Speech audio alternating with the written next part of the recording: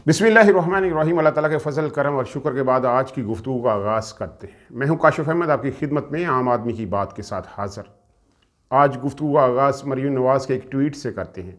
मरियम नवाज़ ने कहा कि अदालत के वाज़ेह हुक्म के बावजूद एक भगोड़ा जो है वो अदालत के सामने पेश नहीं हो रहा। ये बेतुकीरी है आइन की, अदालत की। पाकिस्तान के अंदर क्या कोई कानून मौजूद है? ये मरियम नवाज़ कहती हैं, जिनके वालिद साहब 4 हफ्तों का कहकर 4 साल हो गए हैं पाकिस्तान नहीं आए।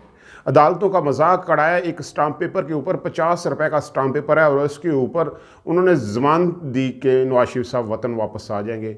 जैसे ही इलाज होगा, वो ऐसा इलाज है कि वो ठीक नहीं हो पा रहा।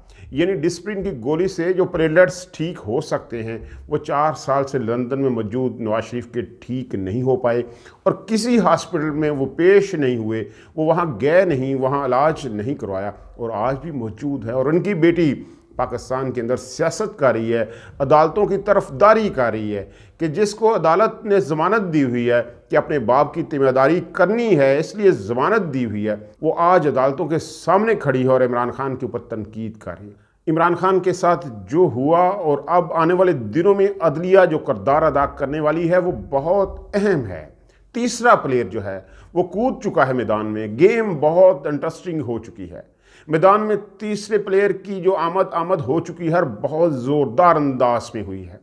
रात को तारक शेख साहब की अदालत में भी एक बहुत अजीब सी सूरत पैदा हो गई। जब तहरीक इंसाफ ने हफाज से ज़मानत के लिए दरख्वास्त दी तो तारक शेख साहब ने हुक्म दिया कि जब तक इमरान खान यहाँ पेश नहीं होंगे, लाहौर हाई कोर्ट में पेश नहीं होंगे, उनको हिफाजती ज़मानत नहीं दी जा सकेगी। ट्विटर के ऊपर इसके ऊपर बहुत सारी ख़बरें अपलोड की गई हैं, बहुत सारी कंपैरेटिव न्यूज़ जो है वो अपलोड की गई हैं कि तारक शेख साहब ने कब, कहाँ, कैसे, किन लोगों को बगैर पेश हुए ज़मानत दी है। लेकिन क्योंकि हुक्म है कि इमरान खान पेश होंगे तो ही ज़मानत दी जाएगी, अब इमरान खान ने रात को ये फ़ैसला किया कि वो अदालत में पेश नहीं होंगे, हिफाजती ज़मानत की दरख्वास्त वापस ले ली जाएगी। लेकिन तारक शेख साहब जो हैं वो ठहर गए, वो अपनी जगह पर रुक गया। उन्होंने कहा ना ना बाबूजी, हून इंज नहीं, हून तुसी आओगे तो फैसला होएगा। अब आप आएंगे तो ही दरख्वास्त वापस होगी, अब आपको ज़मानत दी जाएगी। अब ये दरख्वास्त वापस नहीं हो सकती, तौहीन अदालत लग सकती है। बहुत बड़ा केस है, लंबी गेम है। तीसरा प्लेयर बहुत ताकत के साथ मैदान में कूद चुका है। अब फैसले तीसरा प्लेयर ही करेगा। पहले 2 प्लेयर के दरमियान तस्फिया नहीं हो सका, मामला तय नहीं हो सके, तो अब तीसरा प्लेयर जो है वो मामला तय करेगा। वो कूद चुका है खेल में और खेल बहुत ज़बरदस्त मरहले में दाखिल हो चुका है। इमरान खान ये फ़ैसला कर चुके, शायद कुछ घंटों के बाद वो अदालत में पेश हो जाएंगे। तारक शेख साहब के सामने उन्हें पेश होना पड़ेगा। उन्हें डर ये है कि शायद वहाँ उन्हें गिरफ़्तार कर लिया जाए।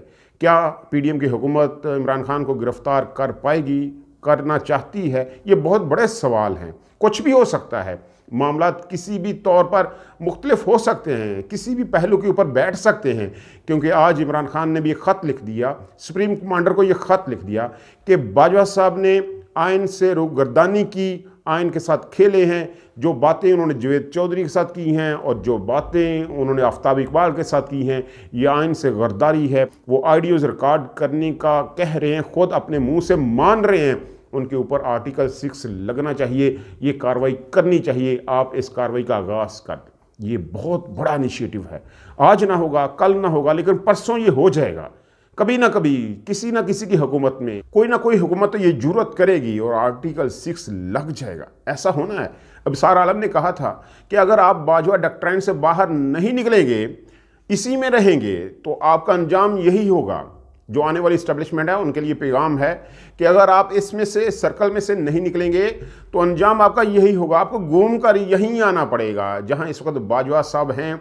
हर बंदा बाजवा साहब को बातें कर रहा है कि बाजवा साहब ने ये किया, बाजवा साहब ने ये किया, बाजवा साहब ने ये किया। 6 साल में बाजवा साहब ने क्या क्या नहीं किया, ये सब चीज़ें अब लोगों के सामने आ चुकी हैं।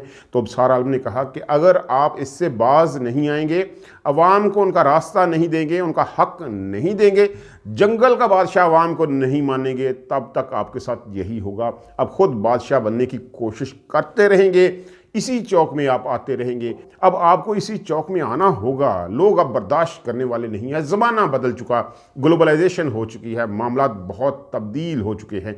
तो खैर, हम बात कर रहे थे तीसरे प्लेयर की। तीसरे प्लेयर की एंट्री हो चुकी। आज सुप्रीम कोर्ट में भी बड़ी पेशी हुई, केस कोई और था, समाअत कोई और थी, ऑर्डर कोई और जारी हो गया, मामला कहीं और चले गए। जस्टिस जाजुल अहसन और जस्टिस मुज़फ़्फ़र अली अकबर नकवी, दो जजेस का ये पैनल था। इसके सामने एक पेशी थी, एक तबादले का केस था और वहाँ उन्होंने बुलाया हुआ था चीफ इलेक्शन कमिश्नर को। रात को चीफ इलेक्शन कमिश्नर ने ये दरख्वास्त दी कि मेरी तबीयत ठीक नहीं है, मुझे बुखार है, मैं नहीं आ सकता, मैं सेक्रेटरी इलेक्शन कमीशन को भेज देता हूँ, किसी और बंदे को भेज देता हूँ, अपने वकील को भेज देता हूँ, लेकिन वो दरख्वास्त मुस्तरद कर दी गई। अदालत ने कहा हम यहाँ बैठे हुए हैं, हम इंतज़ार कर रहे हैं चीफ इलेक्शन कमिश्नर का, वो आएंगे तो कुछ और मामला उनके साथ डिस्कस करने हैं, हमें ये चीज़ें जो हैं वो डिस्कस करनी है, जो हम करना चाहते हैं वो करेंगे, और जब तक चीफ इलेक्शन कमिश्नर नहीं आते हम यही मौजूद हैं। ये मामला गड़बड़ हो चुके थे तो चीफ इलेक्शन कमिश्नर को आना पड़ा।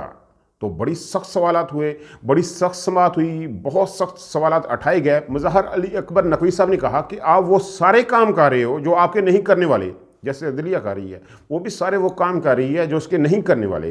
तो ऐसे ही उन्होंने कहा कि चीफ इलेक्शन कमिश्नर साहब आप सारे वो काम कर रहे हो जो आपके नहीं करने वाले, और आप वो काम नहीं कर रहे जो आपके करने वाला है। आपका काम है इलेक्शन करवाना, वो आप नहीं कर रहे, बाकी सारे काम आप कर रहे हो। आप किस तरह के काम कर रहे हो, पाकिस्तान के अंदर क्या काम हो रहे हैं, 90 दिन के अंदर इलेक्शन करवाना है, आप क्यों नहीं करवा रहे। उन्होंने कहा जी फौज मेरे साथ तावन नहीं करती, मेरे साथ अदलिया तावन नहीं करती, मेरे साथ वफाकी हुकूमत तावन नहीं करती, मैं तो बेबस हूँ। वो रो पड़े। अब चीफ इलेक्शन कमिश्नर किसके बंदे हैं सारे जानते हैं।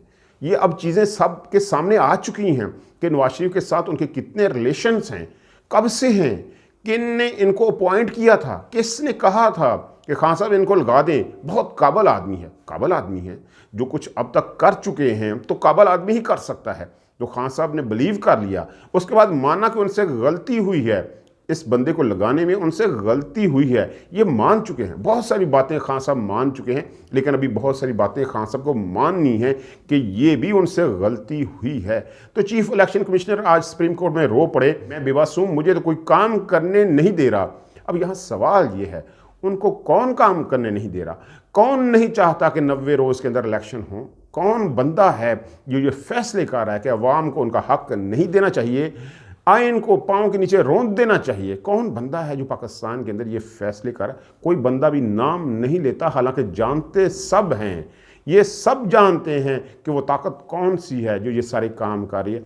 खैर सुप्रीम कोर्ट ने चीफ इलेक्शन कमिश्नर को हुक्म दिया कि जो चीज़ें आपके पास रिटर्न आई हैं, फ़ौज की तरफ से आई हैं, अदलिया की तरफ से आई हैं और वफाकी हुकूमत की तरफ से आई हैं, वो सारी आप अदालत में जमा करवाएं। उसके बाद हम देखेंगे कि कैसे इलेक्शन नहीं हो पाते, 90 रोज़ में इलेक्शन पाकिस्तान में कैसे नहीं हो पाते, कैसे आप रोंद सकते हो आइन को अपने कदमों के नीचे। हम मौजूद हैं, हम आइन की हिफाजत करते हैं। अब ये आर्डर दे दिया गया है, कल जो रिटर्न फॉर्म में चीज़ें हैं वो अदालत में पेश कर दी जाएंगी। उम्मीद यही है एक सख्त आर्डर आ जाएगा और ये जो लोग जो इलेक्शन नहीं करवाना चाहते वो बैकफुट पर चले जाएंगे। कुछ मामले ऐसे हैं जो बैकग्राउंड के ऊपर तय किए जा रहे हैं, इसमें कोई शक नहीं। कुछ बड़ी ताकतें अब मामलात को सेटल डाउन करना चाहती हैं, क्योंकि जो मुश्किल फैसले हैं वो शहबाज शरीफ की हुकूमत से करवा लिए गए हैं। जो इनका पॉलिटिकल कैपिटल है वो टूट गया हुआ है। मरियम नवाज ने आज कहा कि मैं इस हुकूमत से तल्लक नहीं रखती। हालांकि पहले दिन जब ये हुकूमत आई थी तो मरियम नवाज साहबा बड़े धड़ल्ले के साथ वज़ीर-ए-आज़म हाउस में दाखिल हुई थी, उनकी वीडियो आज भी मौजूद हैं। लेकिन आज उन्होंने कहा अपना सियासी कैरियर बचाने के लिए मैं चाचू जी से तल्लक नहीं रखती, चाचू जी का मेरे साथ कोई तल्लक नहीं, ये हुकूमत गलत काम कर रही है, पाकिस्तान के अंदर बहुत महंगाई हो रही है, ये काम नहीं होने चाहिए, मेरा इनसे कोई तल्लक नहीं। लेकिन अब फ़ायदा नहीं है, अब लोग जानते हैं, वेल इन्फॉर्म्ड हैं, अब लोगों को बेवकूफ़ नहीं बना सकते, लोग जानते हैं। तो बड़े प्लेयर की बड़ी गेम में एंट्री हो चुकी है। कल का दिन बहुत अहम होगा, आज का दिन भी अहम है, क्योंकि इमरान खान लाहौर हाई कोर्ट में पेश हो रहे हैं। क्या फ़ैसला होगा आने वाले दिनों में पता चल जाएगा कि फ़ैसला क्या हुआ है। क्या इमरान खान की नाअहली होने जा रही है, गिरफ़्तारी होने जा रही है, क्या पीडीएम ये जुर्रत रखती है कि वो इमरान खान को गिरफ़्तार कर पाएगी, ये बहुत बड़ा सवाल है। सुप्रीम कोर्ट क्या डिसीजन करती है, क्या 90 रोज़ में इलेक्शन हो पाएगा, होना तो चाहिए। अब देखते हैं आने वाले दिनों में इसके ऊपर क्या फ़ैसला आता है। लेकिन एक बात तय है, अब जो भी फ़ैसला होगा, जो भी तस्फिया होगा वो अदालत ही करेगी। बड़ा प्लेयर जो है वो गेम में आ चुका है, वही फ़ैसला करेगा। अब इस्टेब्लिशमेंट और सियासतदान अपने फ़ैसले खुद नहीं करेंगे। एक दफ़ा फिर पाकिस्तान के अंदर ये साबित हो चुका कि सियासतदान अपने फ़ैसले खुद नहीं कर सकते, उनके अंदर ताकत नहीं है, उनके अंदर बिलीव नहीं है कि वो बादशाह हैं, बादशाह कोई और है। और जो बादशाह होता है, जिसको बिलीव होता है कि वो बादशाह है, वो अपने आप को साबित भी करता है कि वो बादशाह है। अल्लाह ताला आपको आसानियाँ दे, आसानियाँ तकसीम करने का हौसला दे। आपकी मोहब्बतों का बहुत शुक्रिया।